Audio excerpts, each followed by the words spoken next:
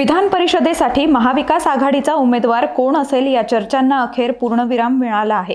कारण यासाठी माजी विरोधी पक्षनेते आणि शिवसेना उभाटाचे नेते अंबादास दानवे यांच्या नावाची घोषणा करण्यात आली आहे। या जागेसाठी उद्धव ठाकरे यांचं नाव जाहीर होण्याची शक्यता वर्तवली जात होती, मात्र आता शेवटच्या क्षणी अंबादास दानवे यांचं नाव समोर आलं आहे।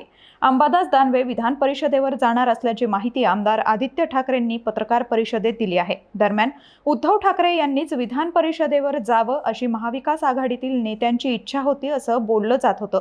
त्याबाबत ठाकरे गटातील नेत्यांनीही उद्धव ठाकरेंच्याच नावाचा आग्रह धरला होता। मात्र आता उद्धव ठाकरे यांनी आपलं वजन अंबादास दानवे यांच्या पारड्यात टाकल्यामुळे आता तेच महाविकास आघाडीचे अधिकृत उमेदवार असतील। काही दिवसांपूर्वी अंबादास दानवे यांचा कार्यकाळ संपुष्टात आला होता। याआधी दानवे यांनी विधान परिषदेत विरोधी पक्षनेता म्हणून काम पाहिलं आहे।